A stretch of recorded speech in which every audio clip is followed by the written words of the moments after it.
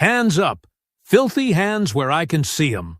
Officer Calloway roared as his boot exploded through the Avery family's front door. Flashlights cut through the dark, slicing across the narrow hallway as shouts filled the air. "Same kind, every time," he spat, sweeping the house like it was already condemned. His rifle locked onto Ruth Avery, trembling in her nightgown. "Please, this is our home," she whispered, voice breaking. The blast swallowed her voice before mercy could reach her. Ruth collapsed beside the couch, blood spreading fast. "Target neutralized," Calloway muttered. Marcus Avery dropped to his knees, pressing her wound and calling 911. None of them knowing the man they'd just ambushed was a former Navy SEAL commander. Before we go any further, comment where in the world you are watching from, and make sure to subscribe, because tomorrow's story is one you don't want to miss. The living room glowed softly in the blue light of the TV.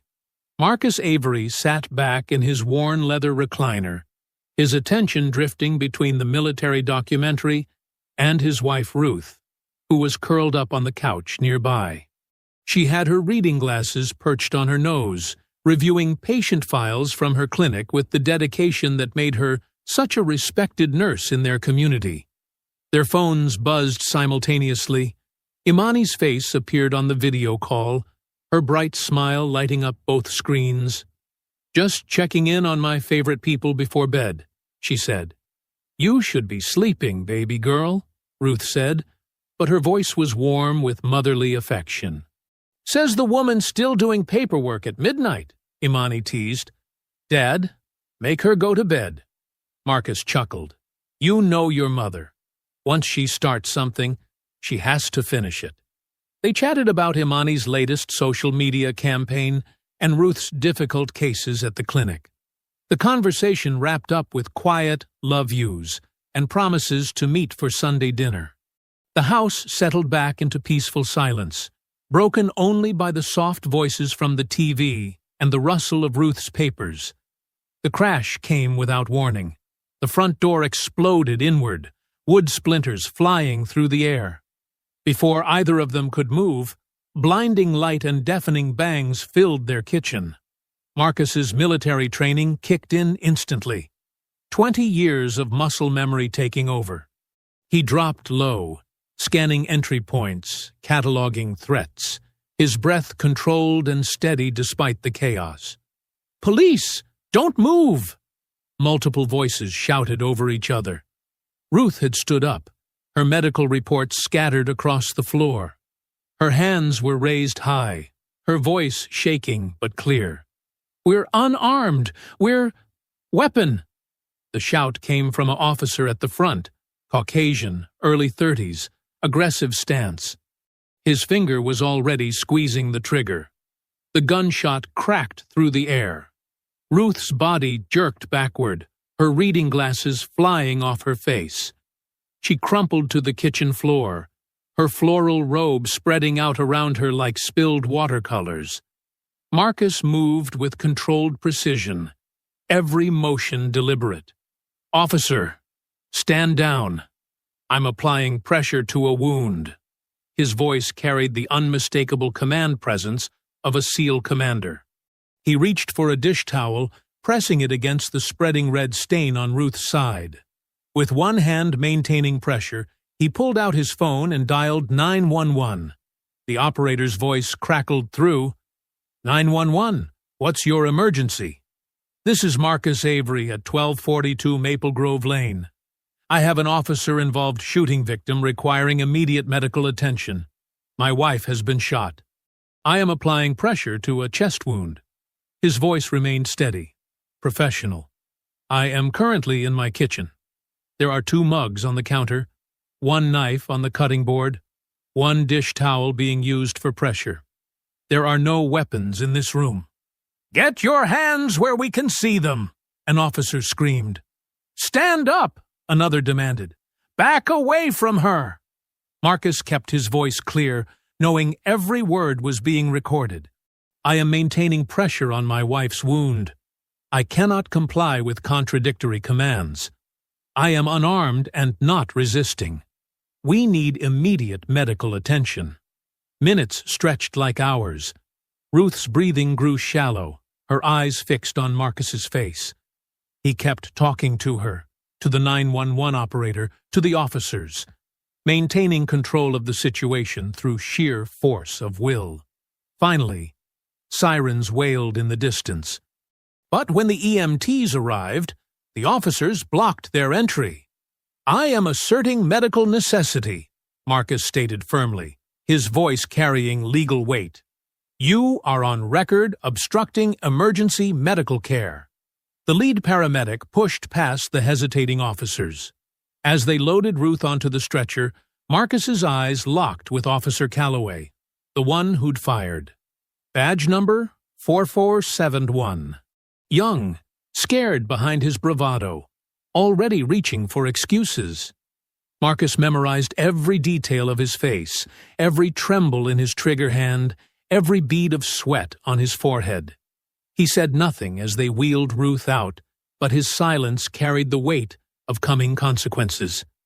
The emergency lights painted the walls in alternating red and blue. Neighbors gathered on their porches, phones recording. Marcus followed the stretcher out, his hands covered in his wife's blood, his movements still measured and controlled. He could feel Officer Calloway's eyes on him, could sense the growing realization that they'd made a terrible mistake. The ambulance doors closed. Ruth disappeared behind them. Marcus stood in his driveway as the sirens faded into the distance, watching the first hints of dawn creep across the sky and through his shattered doorway. The morning light revealed the full extent of the damage: splintered wood, scattered papers, the blood-stained dish towel on his kitchen floor. His hands were steady, his breathing even. 2 decades of combat training had taught him how to channel fear into focus, pain into purpose. He looked down at Ruth's blood on his fingers, still wet in the growing light. The fluorescent lights of the emergency room buzzed overhead as Marcus sat rigidly in the hard plastic chair outside the trauma bay. His hands were still sticky with Ruth's blood, dark red stains drying in the creases of his palms. Officers Calloway and 2 others from the raid stood awkwardly by the entrance, their eyes darting everywhere but at him. Marcus pulled out his phone, his movements deliberately slow and precise. He opened the voice recorder app, then spoke with the measured calm that had once helped him interrogate war criminals. "Officer Calloway, badge number 4471, he said clearly. "I'm requesting the names and badge numbers of all officers present during the incident at 1242 Maple Grove Lane." Calloway's jaw tightened. "Sir, you need to— State law 38.2.14 requires officers to provide identification upon request," Marcus continued, his voice steady. "I am making that request now." The 2 other officers shifted uncomfortably. One of them, younger and visibly nervous, muttered, "Badge 4892, Officer Peterson." "Badge 4517, Officer Martinez." The other added quietly. Calloway's face flushed red. He took 2 aggressive steps toward Marcus, hand resting on his holster. "Listen here." "Officer Calloway," Marcus cut him off, not even bothering to stand. "Your body language suggests you're attempting to intimidate me. Please note that I'm recording this interaction, and your hand is currently on your weapon, despite no threat being present." The younger officers backed away slightly, creating distance between themselves and Calloway. They could sense something in Marcus's composure that their superior officer couldn't or wouldn't acknowledge. "You're interfering with an active investigation," Calloway snapped, but his voice wavered slightly. Marcus kept his phone steady, recording. "Please specify which investigation. The warrant execution at my residence? I'd like to review that warrant now, as is my right under state law 42.1.7. Before Calloway could respond, a man in a pressed uniform with captain's bars approached quickly. "Mr. Avery, I'm Captain Henry Doyle. Could I speak with you privately?" Marcus stood slowly, his movements controlled. "I'm happy to speak with you, Captain. My phone will continue recording, as is my right under state law." Of course," Doyle interrupted, leading Marcus around the corner to a quiet alcove. His expression was a mixture of concern and calculation. "Mr. Avery, I want to be straight with you. There's been a serious mistake." "A mistake," Marcus repeated, his voice flat. Doyle lowered his voice further. "Wrong door. The warrant was for 12/24, not 12/42. We'll make it right. Medical bills, repairs, whatever it takes." Marcus studied the captain's face, noting every micro-expression of discomfort. "Make it right how, exactly?" "Chief Halverson would like to meet with you at 9 a.m. to discuss restitution." Doyle wiped sweat from his forehead. "We can handle this professionally, quietly. No need for things to escalate." "Escalate," Marcus echoed, letting the word hang in the air. "My wife is in surgery because your officers didn't verify an address, because Officer Calloway shot first and thought later. And you're worried about escalation?" "The chief will make this right," Doyle insisted, extending his hand. "You have my word." Marcus looked at the offered hand, a gesture of false peace, a bureaucrat's attempt at damage control. He shook it anyway, feeling the captain's palms slick with nervous sweat. 9 a.m., Marcus confirmed, his grip perhaps a fraction tighter than necessary. The next few hours passed in a blur of medical updates and paperwork. Ruth was stable, but critical. The bullet had missed her vital organs, but she'd lost a lot of blood. The surgery would take several more hours. As the sun began to rise, Marcus walked the mile back to his house, his shoes crunching on broken glass from the flashbangs.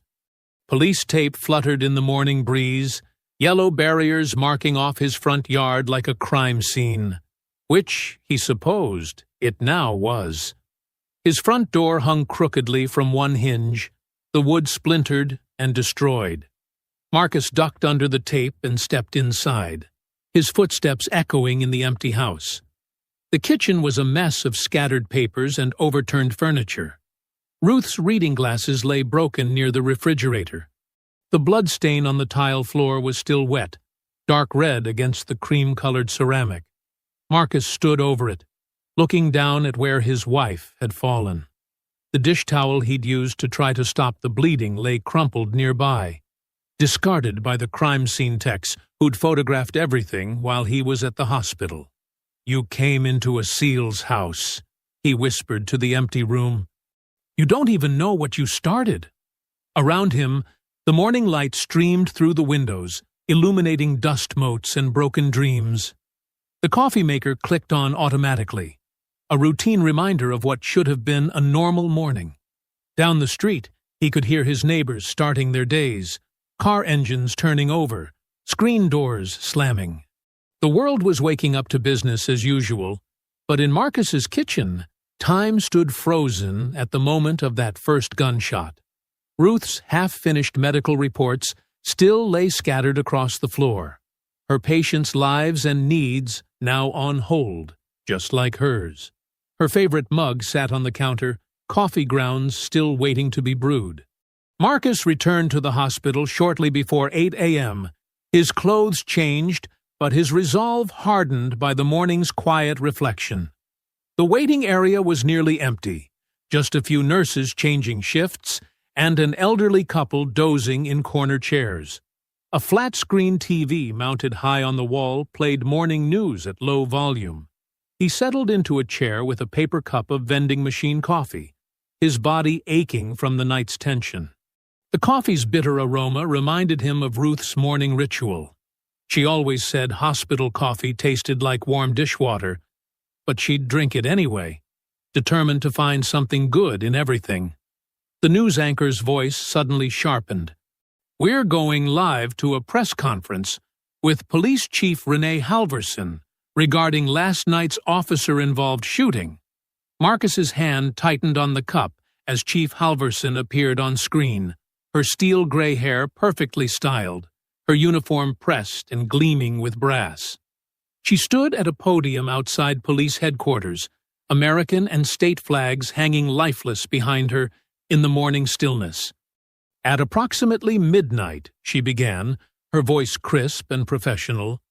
Officers executing a lawful search warrant encountered resistance at a residence on Maple Grove Lane. During the warranted entry, a suspect interfered with officers' duties, creating a chaotic situation that tragically resulted in injury to a civilian. Marcus's jaw clenched. The lie was so smooth, so practiced. He could see how easily it would slip into public consciousness, becoming the official truth. Our officers followed all proper procedures, Halvorsen continued. Body camera footage confirms their professionalism in a volatile situation. The screen cut to edited clips, quick flashes of darkness and shouting. Ruth appeared for a split second, her hands raised but her body turning slightly toward the kitchen counter. The footage cut away before showing the actual shooting. As you can see, Halvorsen's voice continued over the clips, officers maintained control of a dangerous situation.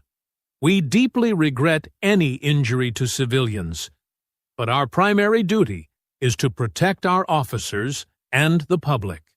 An elderly nurse watching nearby clicked her tongue in disapproval. That's not how I heard it happened at all, she muttered, glancing at Marcus without recognizing him. The press conference continued, each word carefully chosen to construct a false narrative. There was no mention of wrong addresses, no admission of error. The story had been rewritten while Ruth still lay in surgery. A reporter raised her hand. Chief, sources say the warrant may have been for a different address. Can you comment? That's completely incorrect, Halvorsen replied smoothly. The warrant was properly executed at the intended location. However, I can't comment further on an ongoing internal investigation. Marcus recognized the phrase, ongoing internal investigation, bureaucratic language designed to deflect questions and delay accountability. He'd seen similar tactics in military briefings, words used as shields against truth. His coffee had grown cold, untouched. On screen, Halvorsen was wrapping up, promising full transparency, while delivering anything but. The morning sun through the windows cast harsh shadows across the TV screen, making her face appear mask-like and artificial. A young reporter tried one more question. Chief, can you confirm if any weapons were found at the scene? Halvorsen's pause was barely noticeable, but Marcus caught it, a micro-expression of calculation before she answered. That's part of the ongoing investigation. We'll release all relevant details when appropriate. Marcus's phone buzzed in his pocket. A text from an unknown number. This is Tasha Nguyen, Metro Daily Investigative Desk. Don't delete this message. I know what they're hiding. Don't speak to internal affairs. Need to talk securely. He studied the message while on screen. The press conference gave way to commentary. The news anchor's voice became background noise. Chief Halvorsen assuring the public of a thorough internal investigation into this unfortunate incident. Another nurse approached with a clipboard. Mr. Avery? Your wife is out of surgery. The doctor would like to speak with you. Marcus stood, his movements deliberate and controlled. On the TV, they were replaying Halvorsen's statement. A suspect interfered with lawful service of a warrant. The lie played again, echoing in the nearly empty waiting room. Marcus stared at the screen, his expression hardening into something beyond anger. A cold, tactical focus he hadn't felt since his last mission. They had chosen this battlefield, press conferences and public statements, bureaucratic warfare in broad daylight. His phone buzzed again. Another message from Nguyen. I have the unedited body cam footage. They're already scrubbing records. The morning sun had fully risen now, flooding the waiting room with harsh clarity.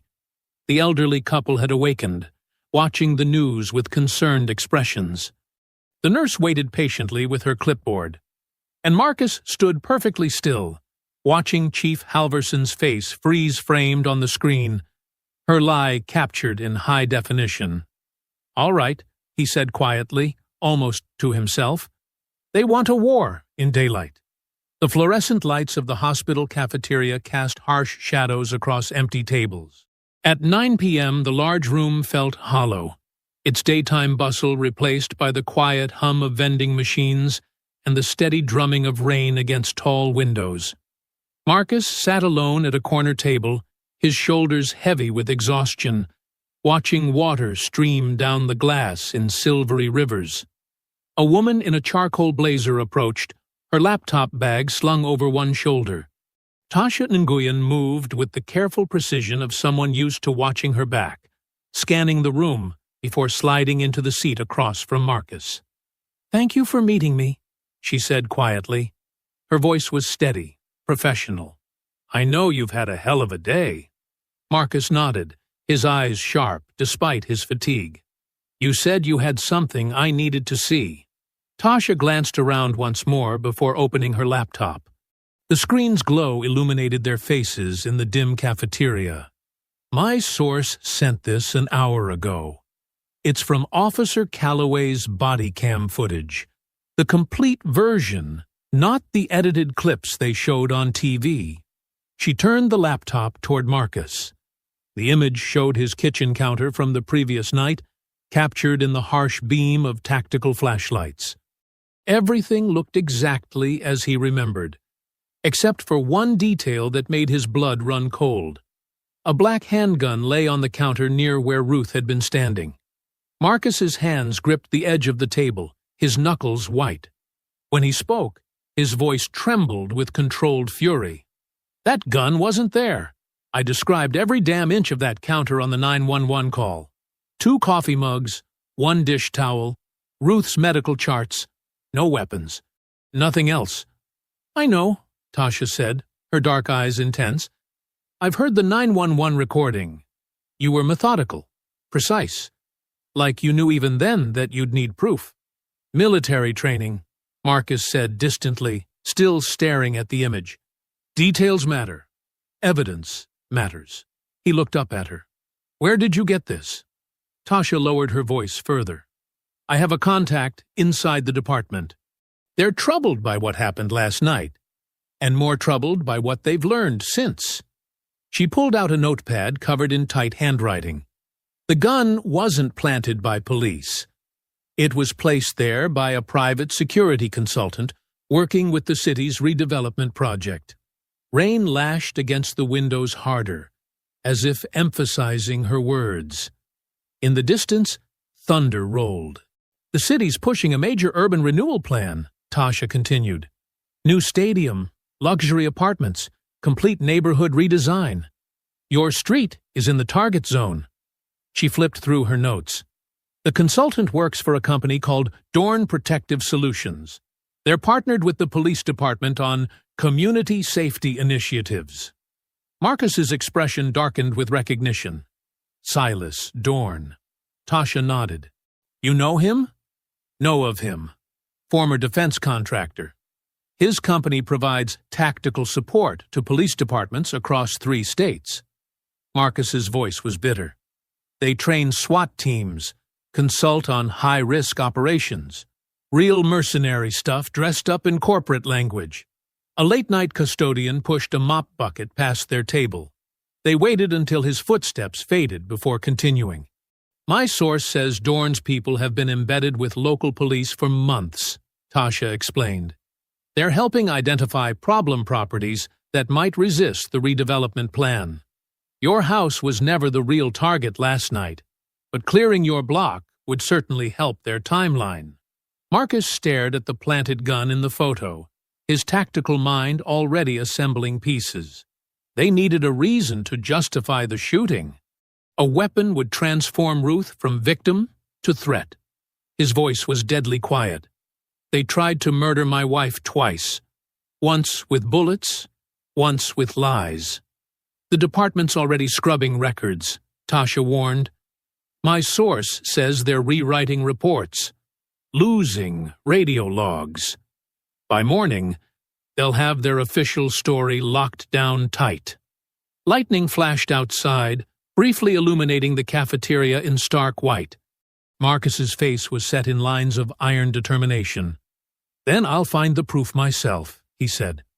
"Every falsified document, every edited video, every piece of evidence they tried to bury." He met Tasha's gaze. "You said you have the full body cam footage?" She nodded.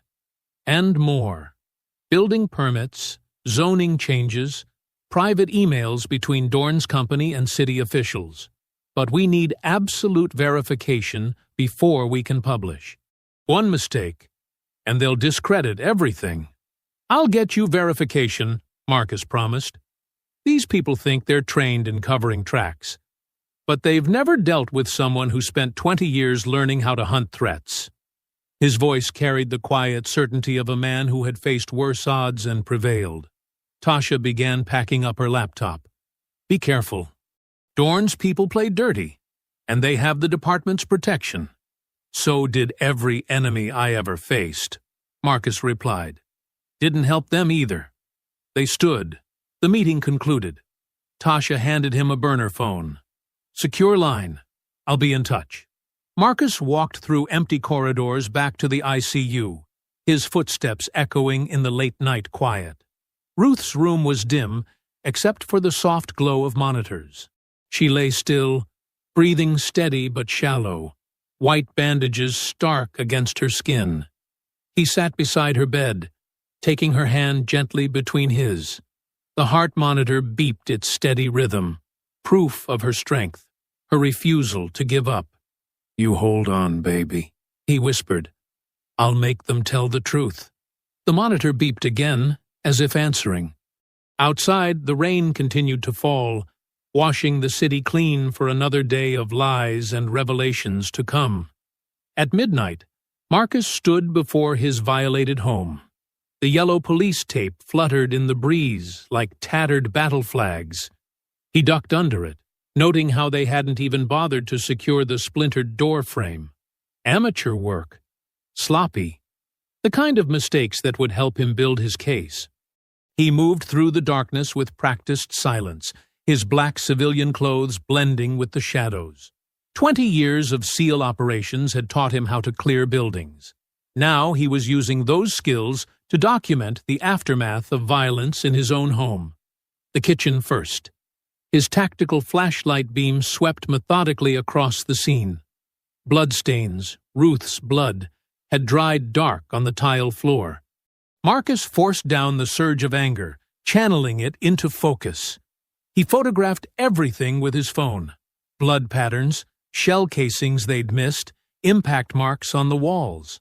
"Standard four-man entry team," he muttered, reading the scene like a combat report. 2 through the front, 2 covering the back. Calloway was point man, positioned here. He stood where the shooter had stood, reconstructing the moment. Something white caught his eye beneath the counter. A small evidence tag that had slipped under the baseboard. Marcus crouched, using tweezers from his pocket to carefully extract it. The tag read, "Item number 4, unregistered firearm, black, semi-automatic." "Sloppy work again," he whispered, photographing the tag from multiple angles. "You shouldn't leave your props behind."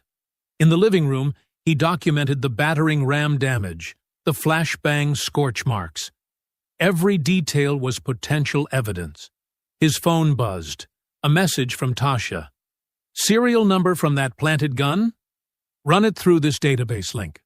You'll want to see this." Marcus used the secure browser she'd installed, entering the serial number from the evidence tag. The result made his jaw clench.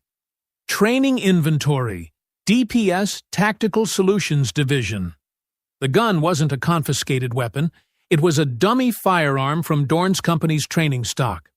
"Got you," he breathed, saving screenshots. "You didn't even bother using a clean weapon." He moved upstairs, clearing rooms with the same methodical precision he'd used in combat zones.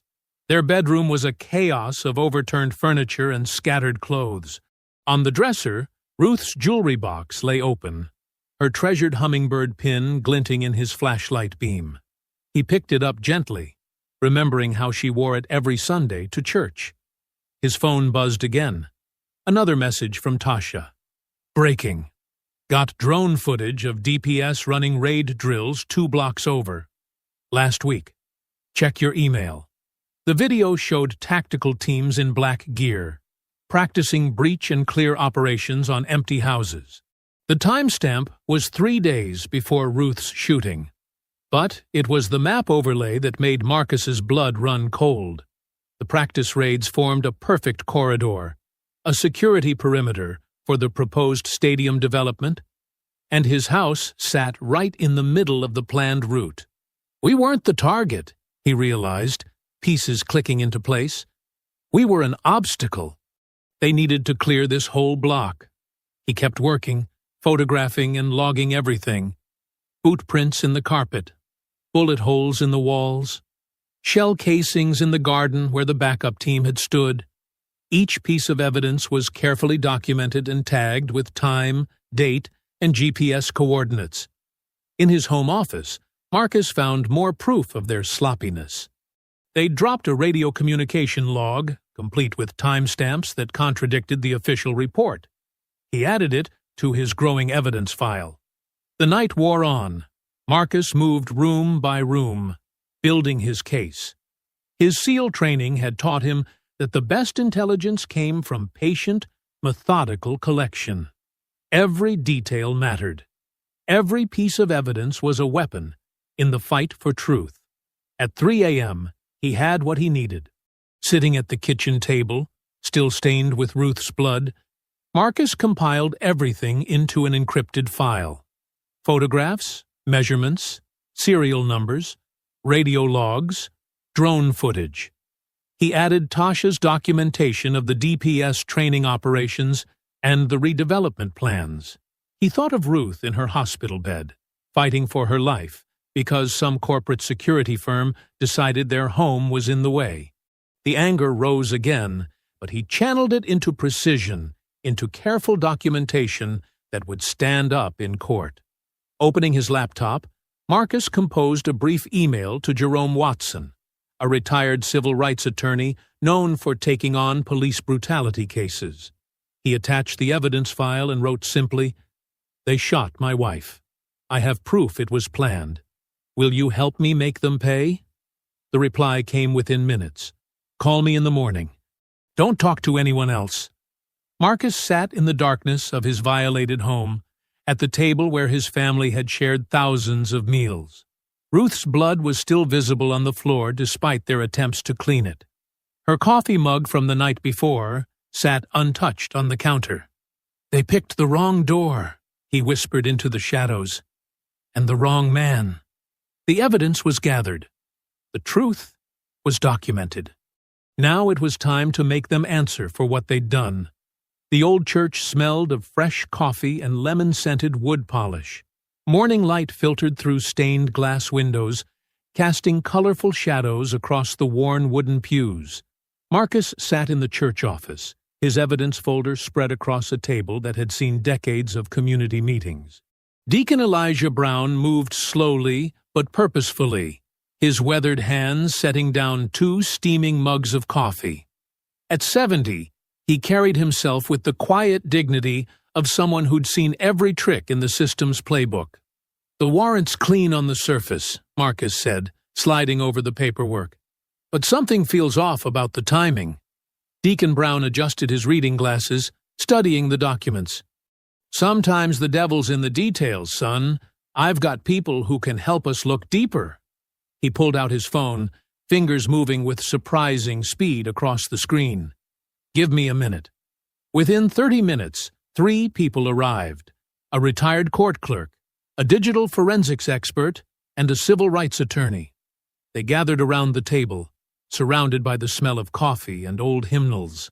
The forensics expert, a woman with silver-streaked hair, opened her laptop. "Let's look at the metadata first. Every electronic document leaves traces." Marcus watched as she pulled up the warrant PDF. Her fingers flew across the keyboard, digging into layers of digital information most people never saw. "Wait," she said, leaning forward. Look at these timestamps. The group crowded around her screen. The warrant's creation time was listed as 3:21 a.m., 20 minutes after the raid had already begun. That's impossible, Marcus said, his voice tight. They hit our door at 12:03 a.m. I have the 911 call to prove it. The retired clerk adjusted her glasses. The signature certification, it's marked 3:22 a.m., 1 minute after creation. Judge Greer wouldn't sign that fast even if he was sitting at his desk at 3 in the morning. Which he wasn't, the attorney added. I checked his credit card records. He was at the Skyline bar until 2 a.m. Deacon Brown's face darkened. They shot first and papered it up later. Old trick, new technology. Marcus felt his SEAL training kick in, the familiar clarity of identifying a target. We need to talk to the current clerk, the one who processed this warrant. Sarah Martinez, the retired clerk said. She's new, started 6 months ago. Sweet girl, but vulnerable to pressure, Deacon Brown finished. I know where to find her.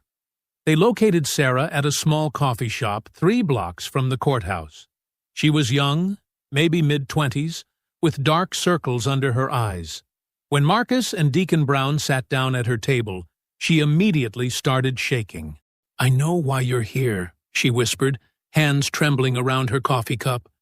I've been sick about it since that night. Marcus kept his voice gentle, non-threatening. We just need the truth, Sarah. What happened? Tears welled in her eyes. Judge Greer called me at home. Said it was an emergency. Said I needed to come in and process some urgent paperwork. She wiped her eyes. When I got there, he had the warrant ready. Told me to backdate it. Said it was already done anyway. Just needed the paperwork caught up. He told you to forge a warrant after they'd already raided my home? Sarah nodded, tears falling freely now. He said it was for everyone's protection. That sometimes the paperwork gets delayed, but it's all legal, really. I didn't know someone had been shot.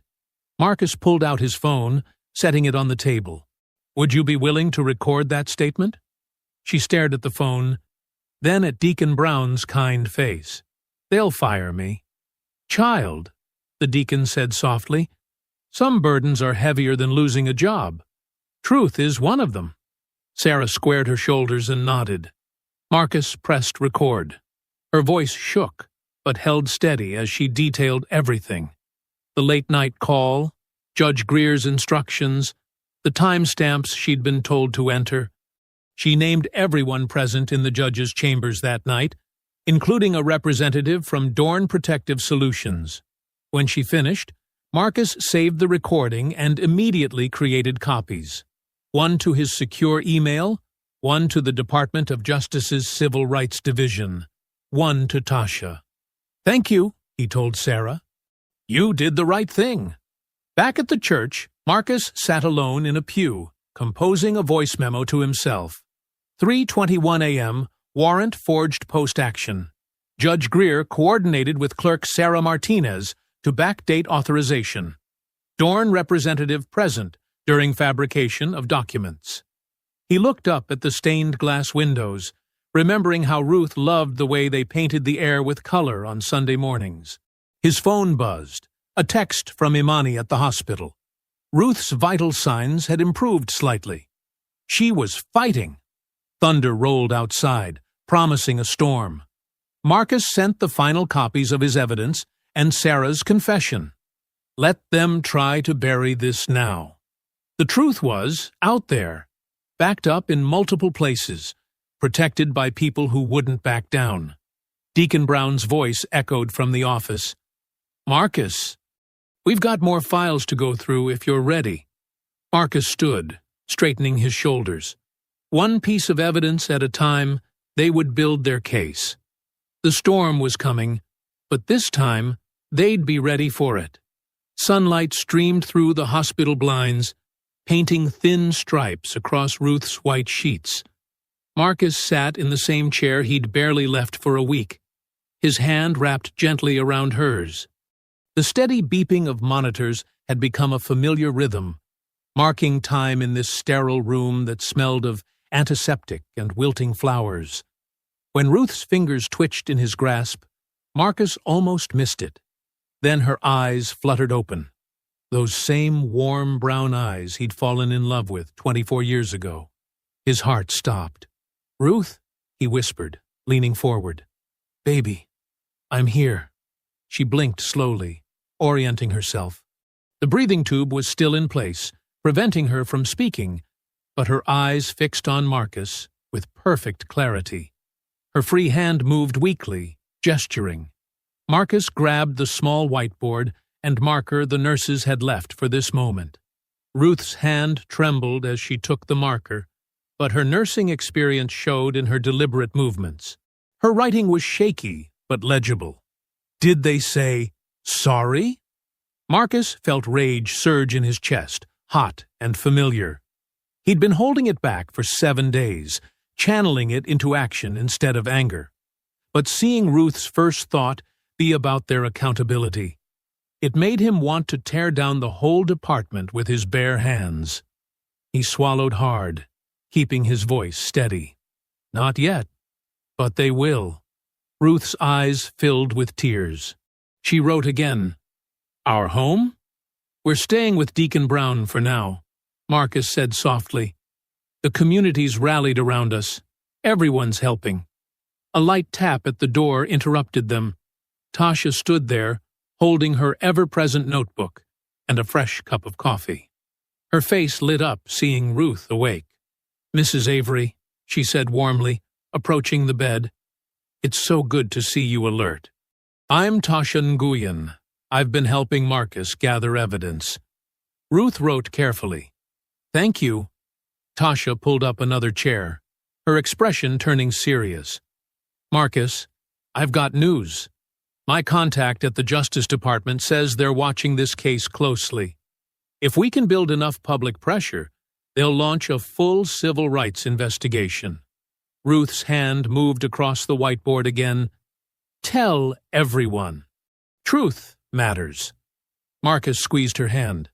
"That's exactly what we're going to do." He turned to Tasha. "I want to organize a march. Not angry, not violent, just truth. Witnesses walking in daylight. I can help coordinate media coverage," Tasha said, already making notes. "When?" 7 days, Marcus replied.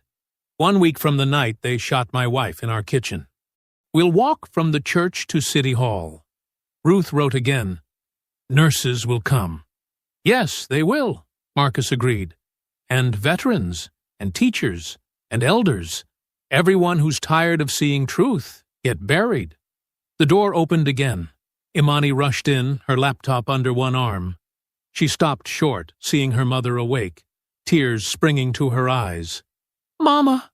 She hurried to the bedside, carefully hugging Ruth around the tubes and wires. Ruth's face lit up at their daughter's presence. She wrote, "My beautiful girl." Imani wiped her eyes, then opened her laptop. "I've been working on something. A way to keep this story in people's minds." She turned the screen to show them a simple but powerful website design. The header read, "Days since the truth was shot." The page featured a stark counter. 7 days. Below it, a timeline documented every lie, every piece of evidence, every step toward justice. Clean, factual, undeniable. "We need to put faces to this story," Imani continued. "Dad, I want you to record daily updates, short videos, just telling the truth about what happened and what we're finding. No anger, just facts. Let people see who we really are." Marcus nodded slowly. They expected us to be angry, to fight back violently, to fit their narrative. He looked at Ruth. "We'll show them something different." Ruth wrote, "Dignity is power." Over the next week, Marcus recorded his updates from Ruth's hospital room. He spoke directly to the camera, his voice calm and measured. Day 4. We discovered the warrant was forged after the raid. Day 5. Private security contractors were involved in planning this operation. Day 6. Judge Greer signed backdated documents at 3:21 a.m. The videos spread. Imani's website counter kept ticking up. Tasha's articles dug deeper into the corruption. The truth refused to stay buried. On the seventh day, they gathered at Deacon Brown's church. Hundreds of people stood in neat rows, nurses in scrubs, veterans in service caps, elderly church ladies in their Sunday best. Many carried small LED candles, though it was morning. No signs, no shouts, no anger. Just silent witnesses to truth. Marcus helped Ruth's nurse colleagues push her wheelchair to the front of the crowd. She was still weak, but insisted on being present. Someone had pinned her silver hummingbird brooch to her hospital gown. Deacon Brown's voice carried across the assembled crowd. We walk in dignity. We walk in truth. We walk in light. The march began, footsteps echoing on pavement. News cameras followed as the silent procession moved through downtown. Store owners stepped outside. Office workers pressed against windows. Police officers stood awkwardly at intersections, unsure how to respond to this quiet display of power. Marcus walked beside Ruth's wheelchair, one hand on her shoulder. Above them, news helicopters circled, broadcasting the scene across the nation. Hundreds of citizens walking in silent witness, led by a decorated SEAL commander and his injured wife, asking one simple question: when would the truth be honored? 2 days after the march, Marcus stood in City Hall's marble lobby, straightening his tie. The building's classical columns and polished floors spoke of power and permanence, but Marcus knew better. Everything human-built could be dismantled, given enough truth and time. Through the glass doors, camera flashes created a constant strobe effect. News vans lined the street, their satellite dishes reaching toward the overcast sky like metal flowers. The march had forced them to pay attention. Now they couldn't look away. District Attorney Colin Bristow descended the main staircase, each step measured and camera-ready. His charcoal suit probably cost more than most people's monthly rent, and his silver hair was expertly styled to project authority without aggression. A politician's uniform. "Commander Avery," Bristow called out, extending his hand. "Thank you for coming. Shall we speak in my office?" Marcus shook the offered hand firmly but briefly. "Let's keep it professional, Mr. Bristow." The DA's office matched its occupant.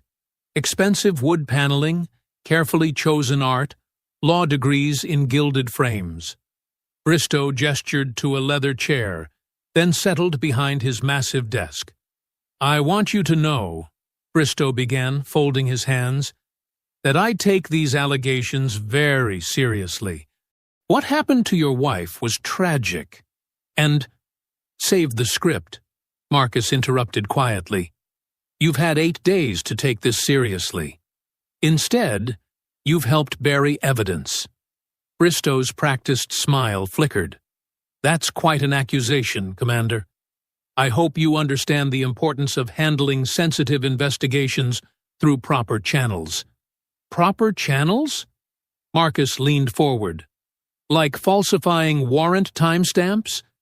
Like planting evidence? Like editing body cam footage?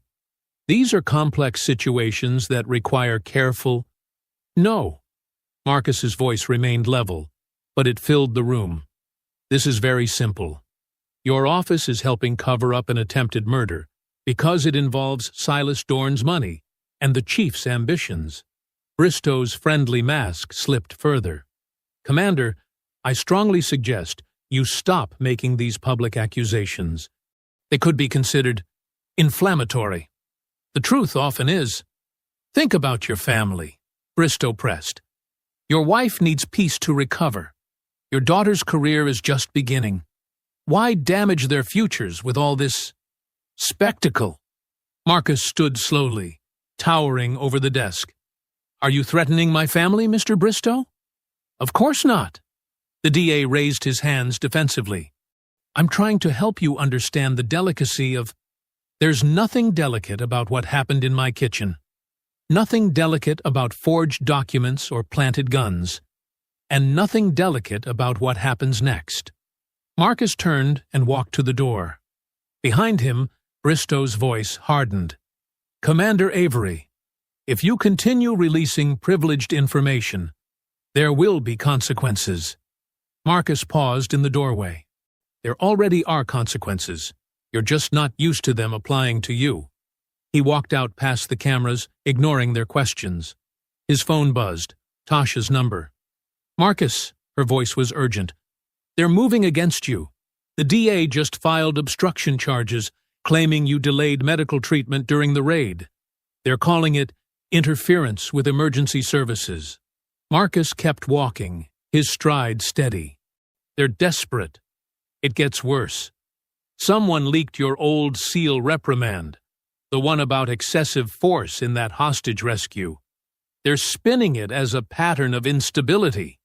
A bitter laugh escaped him.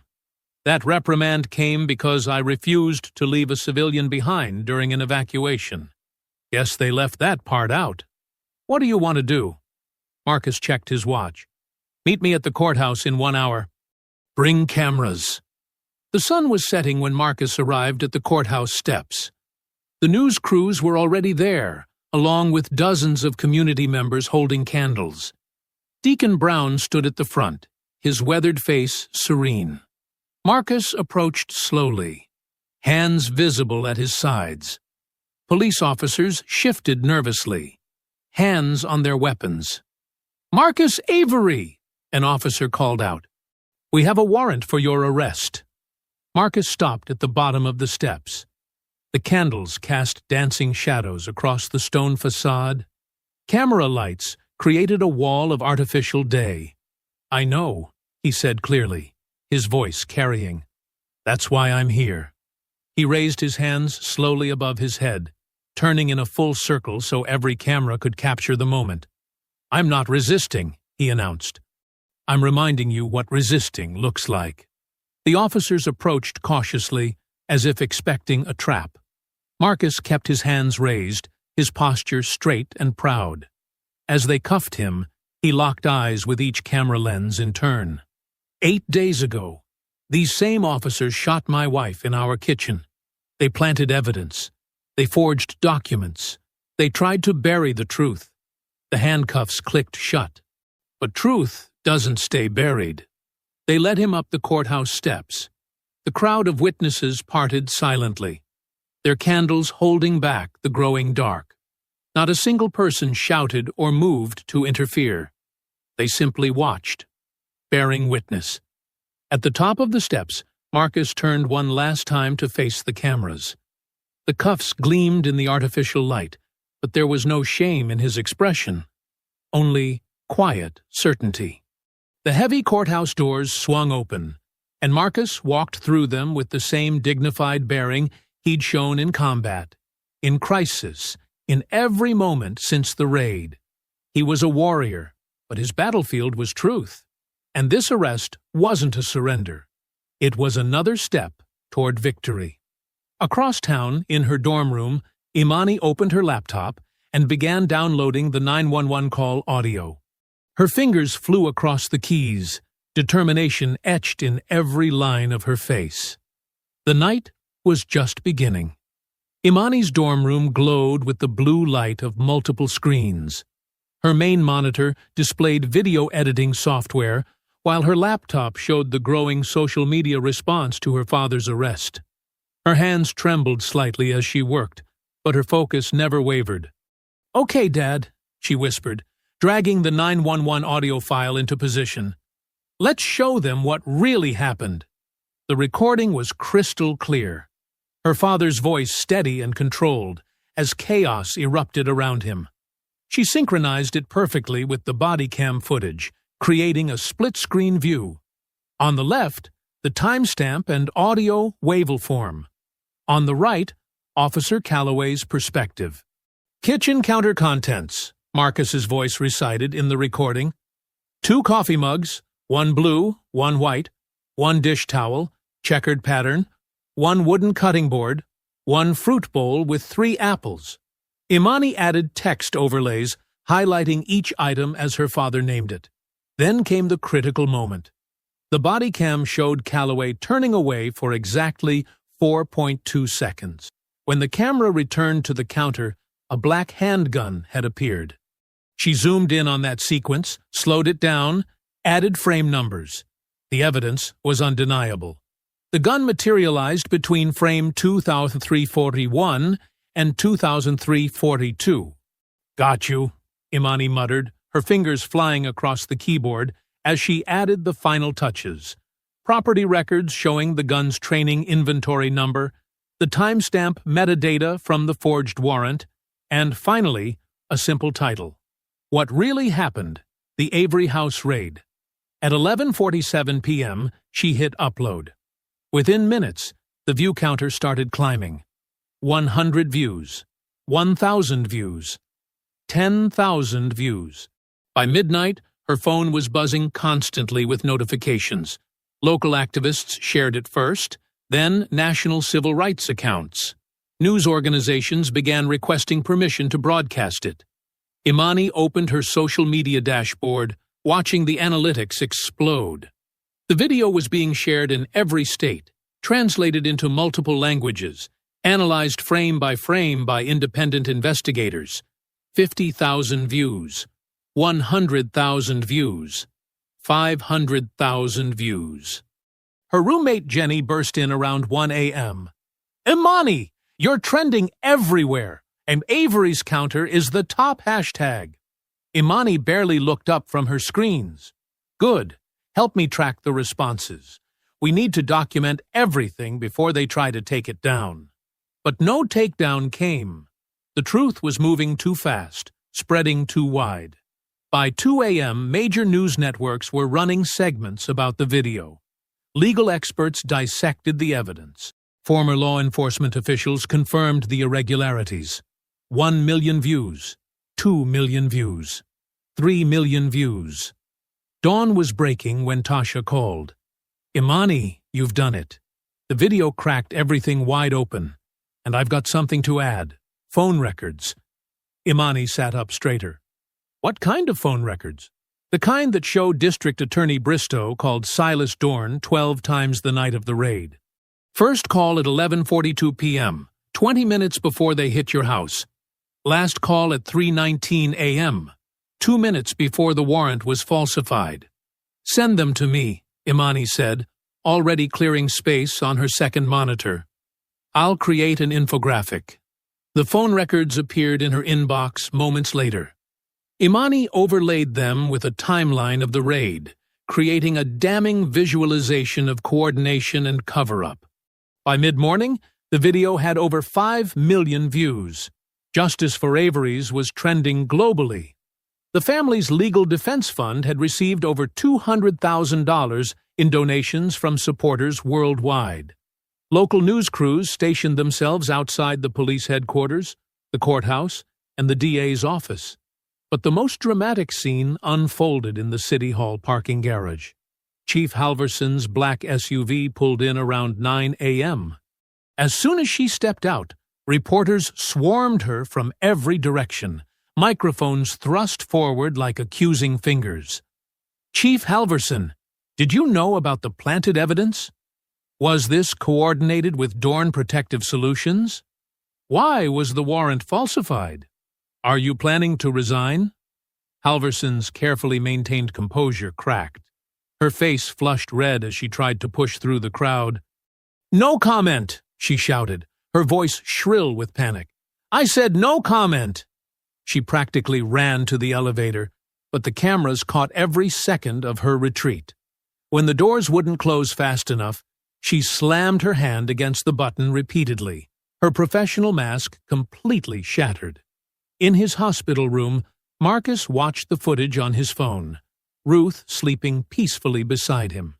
His expression remained calm, but his eyes held a fierce satisfaction. "Truth doesn't need permission," he murmured, reaching over to adjust Ruth's blanket. On the bedside table, Ruth's hummingbird pin caught the morning light, casting tiny rainbows across the white hospital walls. The same light illuminated the growing crowd of supporters gathering outside. their signs and cameras raised toward the truth, like flowers turning toward the sun. Across town, Imani finally allowed herself to lean back in her chair, exhausted but triumphant. Her screen still flickered with activity, new shares, new comments, new allies joining the fight. The video's view count had passed 6 million and showed no signs of slowing down. The truth was unstoppable now, moving through the world at the speed of light, dismantling lies with every click and share. No amount of political power or corporate money could hold it back. The dam had broken, and justice was flooding in. The church basement smelled of old hymnals and coffee. Marcus sat in the shadows, watching Officer Miguel Alvarez pace between the folding chairs. The young officer's hands trembled as he checked his phone for the 5th time. "They'll know I came here," Alvarez said, his voice barely above a whisper. "The Union watches everything." Marcus remained still, his posture relaxed but alert. "Sit down, Miguel. You're making me dizzy." Alvarez collapsed into a metal chair, the legs scraping against concrete. "I should have spoken up that night. When they held back the medics." His voice cracked. "I heard everything on the radio." "What radio?" Marcus leaned forward slightly. The dispatch logs show silence during those 12 minutes. Alvarez glanced at the basement door, then pulled out his department-issued radio. His fingers moved across the keypad in a precise sequence. A different frequency crackled to life, one that shouldn't exist. "Channel 7 Echo," Alvarez explained. "Encrypted. No logs, no records. They use it for sensitive operations." Marcus's expression remained neutral, but his eyes narrowed. "Show me." Alvarez demonstrated the sequence again, slower this time. "It's not in any manual. They teach it during special team briefings. That night when your wife was down?" He swallowed hard. "Chief Halverson came on personally. Ordered us to secure the scene before letting medics in. Said we needed time to clarify the narrative." 12 minutes, Marcus said softly. "They let Ruth bleed for 12 minutes while they planted evidence." Alvarez nodded, shame written across his face. "I can prove it. I've been recording the channel since that night. Yesterday, Lieutenant Hayes was talking about the body cams. Said, brass wants cameras off until the story's clean." He pulled out a small digital recorder. "It's all here." Marcus studied the young officer. "Why now, Miguel?" "Because I became a cop to help people," Alvarez said, his voice stronger. "Not to watch them die for property developers. My father was a beat cop for 30 years. He taught me that the badge means protecting people, not power." He set the recorder on the table between them. "I'll wear a wire. Get you more proof." Marcus picked up the recorder, his movements deliberate. "They'll destroy you for this." "They're already destroying themselves," Alvarez replied. "At least this way, I can look my father in the eye again." Over the next hour, they planned the operation. Alvarez would wear a concealed microphone during the next command staff meeting. Marcus gave him a secure phone and showed him how to encrypt the transmissions. "If anything feels wrong," Marcus instructed, "you say the word coffee in any sentence. I'll have extract teams ready." Alvarez nodded, memorizing the protocols. His hands had stopped shaking. The next morning, Alvarez walked into headquarters wearing the wire. Marcus monitored from a van 3 blocks away, recording every word. For 2 hours, nothing significant happened. Then Chief Halverson called an emergency meeting. "The Avery situation is contained." Her voice came through clearly. "D.A. Bristow has the warrant situation handled. Judge Greer is on board." "What about the gun discrepancy?" someone asked. "Property records have been adjusted." Another voice, Lieutenant Hayes. "Inventory numbers won't match the original logs anymore." Marcus's jaw tightened as he listened. Every word was another nail in their coffin. Alvarez spoke up, his voice steady. "And the radio traffic from that night?" "What radio traffic?" Halverson snapped. "Channel 7 Echo is clean." Always has been. The meeting continued, each minute bringing more damning evidence. But just as Alvarez was preparing to leave, a new voice cut through the transmission. "Chief, we have a problem. IT flagged unauthorized access to the encrypted channels." The audio erupted with movement. "Lock down the building," Halverson ordered. "Nobody leaves until we find the leak." "Coffee sounds good right now," Alvarez said clearly into the mic. "I need some coffee." Marcus was already moving, but it was too late. The transmission cut off abruptly. An hour later, breaking news alerts lit up Marcus's phone. The footage showed Alvarez being led out of the police station in handcuffs, accused of stealing sensitive department data. Chief Halverson stood at a podium, painting him as a traitor who had compromised officer safety. Marcus watched from Ruth's hospital room, his hand clenched around her small hummingbird pin. The metal wings dug into his palm as Halverson continued her character assassination. "Officer Alvarez betrayed his oath," she declared. "He compromised ongoing investigations and put his fellow officers at risk. This department has zero tolerance for such violations." The camera panned to Alvarez in the back of a patrol car. His face was bruised, but his expression remained defiant. He looked directly into the lens, and for a moment, Marcus saw his father's pride reflected there. Ruth stirred in her hospital bed. "They hurt him," she whispered, her voice still weak, "because he told the truth." Marcus gently placed the hummingbird pin back on her nightstand. "Yes, but his truth is safe with us now, and they can't take that back." Outside, reporters clamored for statements. Inside, machines beeped steadily, marking time like a metronome. Marcus sat in the gathering darkness, the recorded evidence from Alvarez secure in multiple locations, waiting for the right moment to strike back against those who thought they could bury the truth along with their badges. The orange flames reached toward the night sky, consuming the Avery home with frightening speed. Marcus stood barefoot on his front lawn, the grass cool and damp between his toes. The fire's glow painted his face in shifting shadows as he watched 30 years of memories turn to ash. Firefighters swarmed the property, their shouts mixing with the crackle of burning wood and the howl of sirens. The water pressure from their hoses seemed weak, barely reaching the second floor where Ruth's home office used to be. "Mr. Avery?"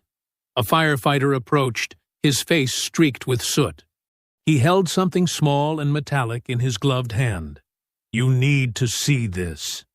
Marcus took the object, immediately recognizing the weight and shape. A police union challenge coin, its edges blackened.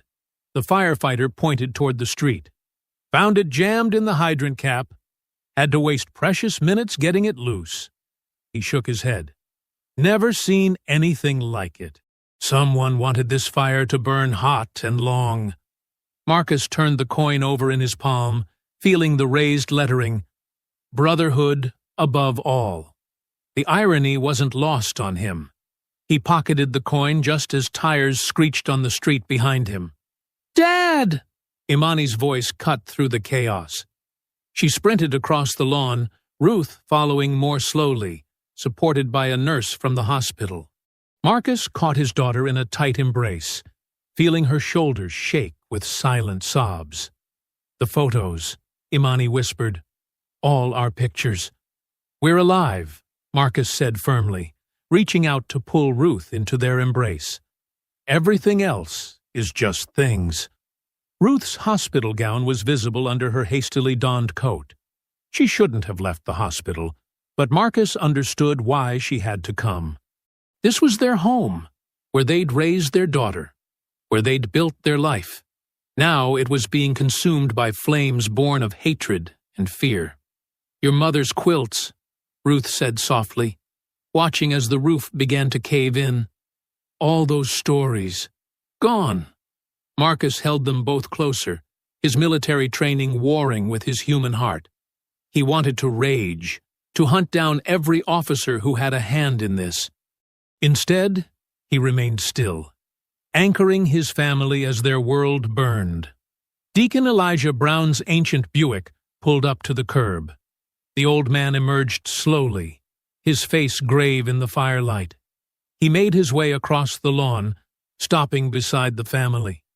"The Lord tests the righteous," he said, his deep voice carrying over the sound of splintering wood. "But don't forget, he also hates the wicked." Marcus nodded, understanding the deeper meaning. This wasn't just destruction. It was desperation. They were running, scared. "You've been fighting the evidence war," Deacon Brown continued, watching as another section of roof collapsed. "Collecting proof, building your case. But evidence alone won't change hearts." "What are you suggesting?" Marcus asked, though he already knew. "It's time for the truth war," Brown replied. "Public. Undeniable. Make them face what they've done in the light of day." Imani pulled back from her father's embrace, wiping her eyes. "A public forum? Like the civil rights tribunals in the 60s? "The people's deposition," Marcus said, the idea taking shape. "Every official, every officer, every suit who had a hand in this, we invite them all. Press, citizens, everyone." Ruth squeezed his hand. "They won't come." "They will," Marcus said, his voice hardening. "Because if they don't, their absence will speak louder than any testimony." The fire was dying now, more smoke than flame. The firefighters moved methodically, ensuring no hot spots remained. Marcus watched as pieces of their life floated down in the spray. Fragments of photos, bits of books, ashes of memories. "The old city auditorium," Deacon Brown suggested. "It's neutral ground, big enough for crowds. Good acoustics." "I'll handle social media," Imani said, already pulling out her phone. "We can live stream it, have people submit questions in real time." Marcus looked at Ruth, seeking her approval. She nodded slowly. "Make them see us," she said. "All of us they've hurt." The rest of the night passed in a blur of insurance forms and police reports. Marcus insisted on filing one, watching the responding officers squirm as they documented the Union coin. By dawn, the fire was out, leaving only a skeletal frame where their home had stood. Marcus drove Ruth back to the hospital, making sure she was comfortable before heading to the old city auditorium. The building stood like a granite sentinel in the early morning light, its columns casting long shadows across the steps. Inside, the air smelled of dust and history. Marcus began setting up chairs himself, arranging them in a semicircle facing the stage. Each scrape of metal on wood echoed through the empty space. He positioned a single chair in the center, facing the others, the seat of truth. Row by row, he continued his work as sunrise painted the high windows in gold. The task was methodical, almost meditative. Each chair represented a voice that would be heard, a truth that would be told. He thought of Ruth's quilts, how she had stitched stories into every square. This would be their new story, not written in fabric, but in justice. The sound of his footsteps echoed as he walked the aisles, checking sight lines and spacing. The old building seemed to wake up around him, creaking and settling as if preparing itself for what was to come. Through the doors, he could hear the city coming to life, traffic growing, voices rising, another day beginning. The old city auditorium filled steadily as morning turned to afternoon. Sunlight filtered through tall windows, casting long beams across wooden floors that had seen generations of civic gatherings. The space hummed with quiet determination as community members took their seats. Elderly church ladies in their Sunday best, off-duty nurses still wearing their scrubs, veterans with ramrod-straight postures, and families clutching handmade signs. Imani moved purposefully through the aisles, checking connections on the array of tablets and laptops she'd set up for the live stream. Her fingers flew across keyboards, confirming bandwidth and testing camera angles. She'd positioned devices strategically throughout the room, ensuring every testimony would be captured from multiple perspectives. "We're trending already," she called out to Marcus, who stood near the podium reviewing his notes. 3,000 watching the pre-stream, and it's climbing fast. Tasha Nguyen directed her crew with precise gestures, positioning cameras like chess pieces. "Main feed here," she instructed, pointing to the center aisle. "Second unit on the gallery reactions. Third unit, stay mobile. I want to catch every expression when the evidence drops." Her voice carried the steady authority of someone who'd covered enough civic meetings to know when history was about to be made. Marcus adjusted his tie, the same one he'd worn to Ruth's father's funeral. His calm demeanor masked the warrior's alertness that tracked every movement in the room.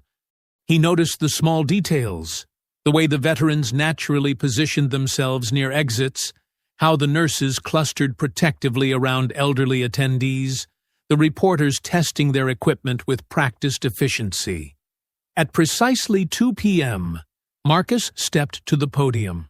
The room fell silent save for the soft whir of camera motors and the rustle of notepads.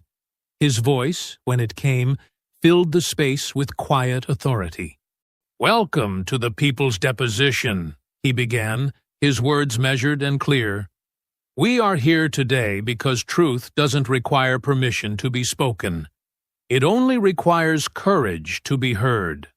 Behind him, a large screen displayed a timeline of the raid, meticulously constructed from body cam footage, 911 recordings, and official documents. Each piece of evidence was time-stamped, sourced, and verified. "At 12:03 a.m. 8 days ago, officers broke down our door without warning," Marcus continued, clicking through images that showed the splintered entrance. "At 12:04 a.m., my wife Ruth Avery, a registered nurse who has served this community for 20 years, was shot while raising her empty hands." The timeline advanced methodically. Marcus's presentation wasn't emotional, it was surgical. He displayed warrant documents with their metadata exposed, showing the timestamp alterations. He played radio transmissions, synchronized with body cam footage, revealing the contradictions in official accounts. From the back of the room, a man in a pressed suit slipped in quietly, taking a seat in the last row. Though he didn't introduce himself, several reporters recognized him as the Department of Justice's regional investigator. He pulled out a small notebook and began taking detailed notes. "This evidence shows 3 distinct violations of department policy," Marcus explained, highlighting sections of the police manual on screen. "But more importantly, it shows a pattern of coordinated deception that began the moment my wife's blood hit our kitchen floor." The audience remained silent, but the tension in the room was palpable. Every new piece of evidence landed like a hammer blow against the wall of official denial. Marcus played the full 911 call, his calm voice from that night listing every item on the counter, proving the planted weapon's late appearance. Imani moved between her stations, monitoring the growing online audience. She leaned close to Marcus during a pause, whispering, "Over 50,000 watching now. Comments are flooding in from across the country." Tasha's mobile camera operator caught sight of something through the window. Police cruisers pulling up outside. The whispers started at the back of the room and rippled forward. Someone had heard that Chief Halverson was on her way, that Officer Calloway was gathering supporters to shut down the meeting. Marcus continued steadily, unmoved by the growing murmurs. He clicked to the next slide, financial records showing payments between Dorn Protective Solutions and the Police Foundation, each one dated just before a major raid. These documents demonstrate a pattern of coordination between private security interests and public law enforcement, he explained. Each operation followed the same template: sudden raids, contested property, and residents who stood in the way of development plans. The tension in the room ratcheted higher as shadows passed across the frosted glass of the entrance doors. The veterans in the crowd subtly shifted positions, moving closer to the aisles. Nurses helped elderly attendees to more protected seats away from the entrance. Tasha's cameras swiveled to cover both the podium and the doors, ready to capture whatever came next. The DOJ investigator sat forward slightly, his pen poised above his notebook. Marcus's voice remained steady as he concluded his current point about the pattern of raids. He was just beginning to address the falsified warrant timestamps when the heavy wooden doors at the rear of the auditorium swung open with deliberate force. To continue, write about the officers entering and Marcus's immediate reaction, maintaining the tense atmosphere and detailed observations. The heavy auditorium doors banged against the walls as Chief Halverson strode in, her face twisted with barely contained rage. Officer Calloway flanked her, along with two other uniformed officers. Their boots echoed against the wooden floor as they marched down the center aisle. "This unauthorized broadcast ends now!" Halverson's voice cracked with authority. "You have no permit for this gathering." The cameras swiveled, capturing every moment. Tasha's mobile crew positioned themselves strategically, ensuring multiple angles of what was unfolding. Phones throughout the audience lifted to record, creating a forest of glowing screens. Marcus stood calmly at the podium, one hand resting on the edge. "This is a public building during designated hours. We have every right to be here." Calloway's face reddened as he shouldered past an elderly woman in a floral dress, sending her stumbling into her seat. A collective gasp rose from the crowd. The woman's husband, a Korean War veteran with a weathered face, started to rise, but Marcus's voice cut through the tension. "Stay seated, sir. Let them show who they really are." Halverson reached the front row, her heels clicking against the hardwood. "You're interfering with an ongoing investigation. Shut down those cameras immediately." Instead of complying, Tasha's crew zoomed in tighter. The live stream counter on Imani's laptop showed over 70,000 viewers now watching. Calloway moved with aggressive purpose toward the stage, his hand dropping to his holster. The motion was subtle, but Marcus caught it instantly. The slight shift in weight, the tension in the shoulder that telegraphed intent. Everything slowed down for Marcus. His SEAL training kicked in, muscle memory from countless operations flooding back. He catalogued threats and positions with clinical precision. Calloway, primary threat, 8 feet left. Second officer, baton drawn, 12 feet right, 2 more by the doors. Multiple civilians in the potential line of fire. Calloway's hand wrapped around his gun grip. Marcus moved. He flowed like water, stepping sideways off the podium as Calloway drew. Before the weapon cleared leather, Marcus had closed the distance. His left hand shot out, catching Calloway's wrist and twisting it at precisely the right angle. The crack of breaking bone cut through the gasps of the crowd. The gun clattered to the floor as Calloway howled. The second officer rushed in, baton raised high.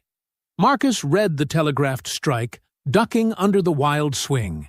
He hooked his foot behind the officer's ankle while simultaneously driving his shoulder forward. The combination sent the man sprawling hard onto his back, air rushing from his lungs. Marcus's knee pinned the officer's chest before he could recover, applying just enough pressure to immobilize without injuring. "Stay down," Marcus advised quietly. "You're on camera." Calloway had staggered back, face contorted with pain and rage. His left hand fumbled at his belt, pulling a tactical knife. Steel glinted in the afternoon light streaming through the windows. "I'll kill you!" he snarled, slashing wildly. Marcus moved with the economic precision of someone who had trained for decades. He deflected the knife with his forearm, stepping inside Calloway's guard. The shoulder check that followed was perfectly placed, driving Calloway backward into the podium with bone-jarring force.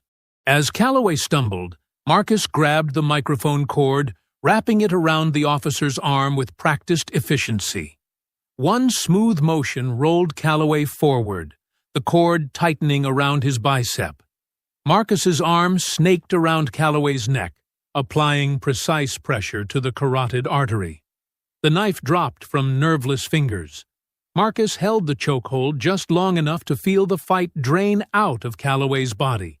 He released the pressure before unconsciousness could take hold, letting the officer collapse to his knees, gasping desperately for air.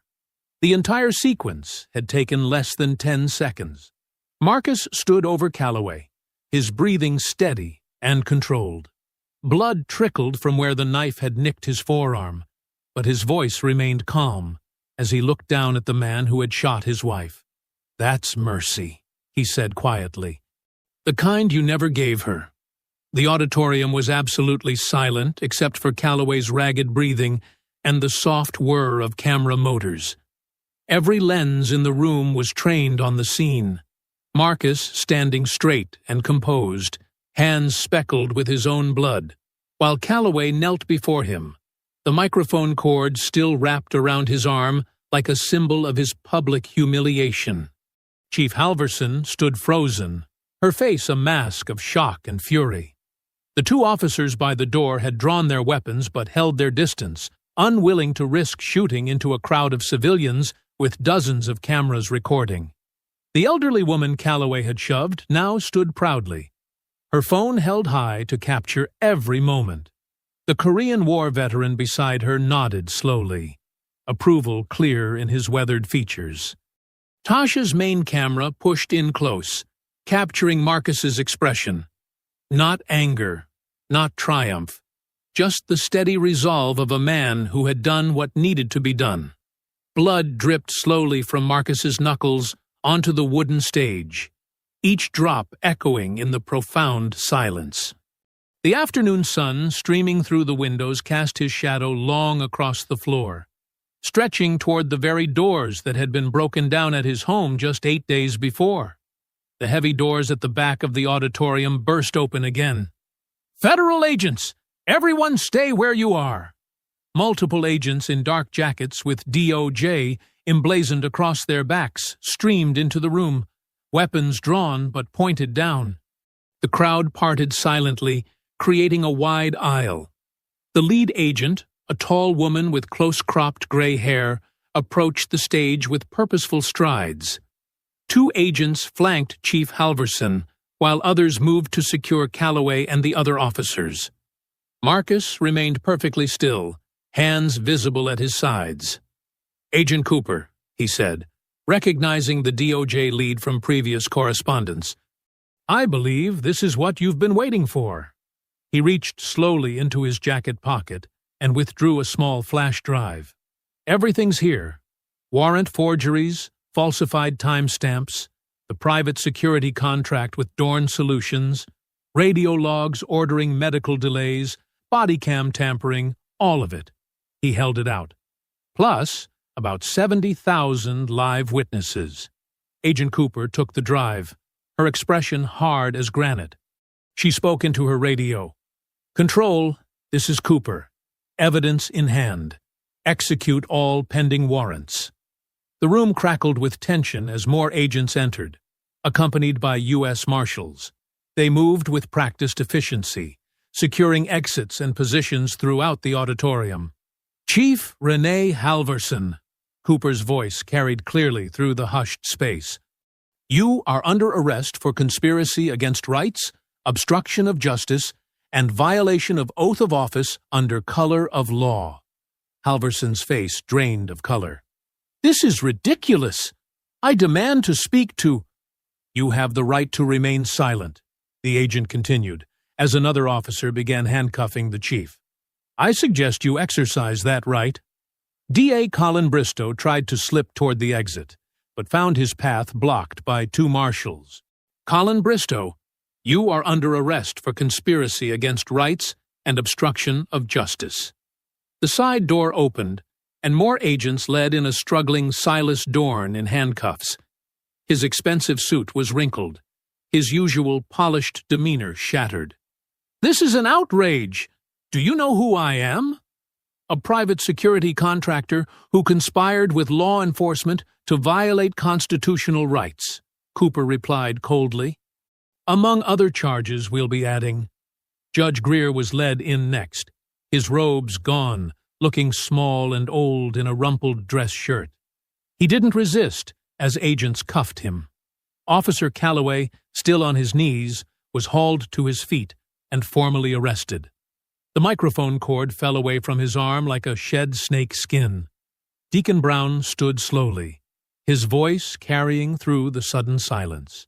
Brothers and sisters, let us remind them of the law they swore to uphold. He pulled a small copy of the Constitution from his pocket. Other elders throughout the crowd did the same, creating a corridor of voices as the arrested officials were led out. We, the people of the United States, in order to form a more perfect union, establish justice. The words echoed from dozens of throats as Halverson was led past, her head bowed. Ensure domestic tranquility. Provide for the common defense. Bristow walked through next, unable to meet the eyes of his former constituents. Promote the general welfare and secure the blessings of liberty. Dorn tried to turn away from the cameras, but there was nowhere to hide. To ourselves and our posterity. Judge Greer shuffled through, aged decades in moments. Do ordain and establish this Constitution for the United States of America. Calloway was the last, his broken wrist secured in cuffs, forced to walk the gauntlet of truth. Tasha's cameras captured every moment.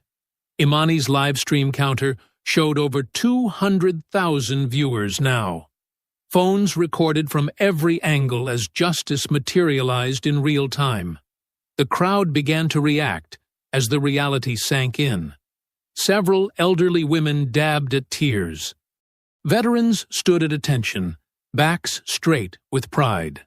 Young activists hugged each other, some sobbing with relief. Ruth appeared at the back of the auditorium, supported by a nurse from her hospital floor.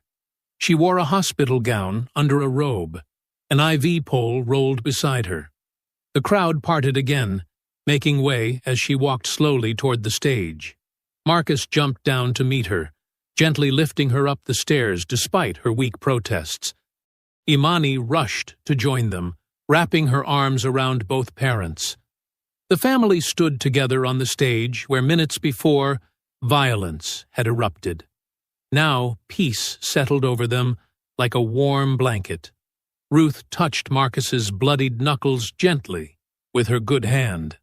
They kicked in our door, Marcus whispered, holding his wife and daughter close. We opened theirs. The afternoon sun streamed through the high windows, casting long rays across the historic auditorium. They illuminated the empty podium, the scattered chairs, the discarded microphone cord, and the small family standing in its light, finally whole again. Agent Cooper spoke quietly into her radio. Control. Suspects secured. Justice served. The words echoed slightly in the old building, a final punctuation to 8 days that had started with a splintered door in the night, and ended with truth breaking through every barrier they'd tried to build around it. 6 months later, the morning sun painted warm streaks across the freshly painted walls of the Ruth Avery Community Care Center. Where charred remains once marked tragedy, a new 2-story building stood proud, its modern design softened by community touches, flower boxes, comfort benches, and a soaring hummingbird mural that wrapped around the corner. Marcus stood on the front steps, adjusting his tie. The crowd gathering for the opening ceremony reflected the neighborhood's heart. Elderly church members in their Sunday best, veterans wearing service pins, nurses from Ruth's old hospital, and families pushing strollers or helping grandparents find seats. Tasha Nguyen moved through the crowd with her camera crew, capturing the moment for her documentary. She paused to interview an elderly woman who'd been at the people's deposition. That day changed everything, the woman said, clutching her purse. Showed us what real courage looks like. Ruth emerged from the center's main entrance, leaning slightly on a cane but standing tall. Her navy dress matched the building's trim, and on her collar, the restored hummingbird pin caught the morning light. The crowd's chatter softened as she made her way to the podium. The new mayor, elected after the previous administration's collapse, approached the microphone. Her voice carried across the gathering. Today, we don't just open a building. We mark a new chapter in our city's story. She held up a thick document. With these reforms, we ensure no other family faces what the Averys endured. She began listing the changes. Complete ban on no-knock warrants. Civilian Oversight Board with full camera access. Union contract reforms requiring accountability for misconduct. Required community service hours for all officers. She paused, looking at Ruth. And mandatory de-escalation training led by healthcare professionals. Officer Miguel Alvarez, recently cleared of all charges, stood near the back in civilian clothes. He'd been the first to volunteer at the clinic, wanting to rebuild trust through service rather than force.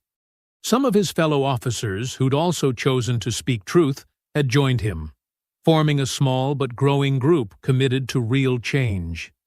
Imani, now running the center's social media and community outreach, guided elderly residents to shaded seats. Her phone buzzed constantly with messages from other cities requesting guidance on similar reforms. The Avery model was spreading, turning tragedy into transformation across the country. Deacon Brown led a short prayer, his voice strong despite his years. "Let this place heal bodies and souls," he intoned. "Let it stand as proof that justice, though delayed, cannot be denied when good people stand together." Ruth approached the ribbon, scissors ready. Marcus stood beside her, one hand gentle on her back. The morning breeze carried the scent of fresh paint and new beginnings. With a clean snip, the ribbon fell, and applause rolled across the crowd like thunder. Inside, the center hummed with purpose. The main floor housed medical exam rooms, a pharmacy, and mental health offices. Upstairs, classrooms waited for Marcus's civic courage seminars, where he taught veterans and community elders how to organize, document, and demand accountability without violence. Tasha moved through the rooms, filming. Her documentary, Command Under Fire, was nearly complete. The story of how precision and patience had overcome brutal force. She captured shots of the waiting room walls, where framed news articles told the story. Justice Department arrests police leadership. Reform bill passes unanimously. Community center rises from ashes. Children from the neighborhood had painted small hummingbirds on tiles, which lined the hallways at kid height. Each one carried a message of hope. Peace lives here. Truth heals. Our door is open. Ruth led tours through the afternoon, showing visitors the free clinic spaces, the community meeting rooms, the garden being planted out back. Her medical colleagues had volunteered their services, creating a rotating schedule to ensure care would always be available. The crowd thinned as evening approached. Families headed home, elderly visitors were helped to cars, and the catering team packed up the last of the celebration food. Soft sunset light filtered through the west windows, making the hallways glow. Marcus watched Officer Alvarez helping an elderly man navigate the new automatic doors. The young officer's face showed peace, the kind that comes from choosing right over easy. He'd lost his badge, but found his conscience, and his example had inspired others to speak up. Tasha filmed one final interview with Ruth in the garden. The hummingbird pin sparkled as Ruth spoke about resilience, about how communities heal by caring for each other. Behind her, the mural's colors deepened in the fading light. As dusk settled, Marcus began his final rounds. He checked each room, making sure everything was secure for the night. The building seemed to breathe with possibility. every space designed to welcome, to heal, to teach.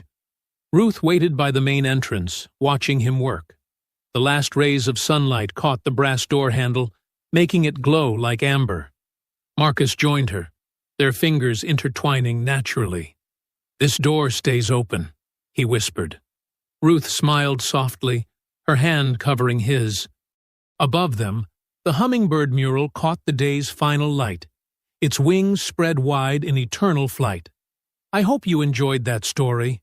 Please share it with your friends and subscribe so that you do not miss out on the next one. In the meantime, I have handpicked 2 stories for you that I think you will enjoy. Have a great day.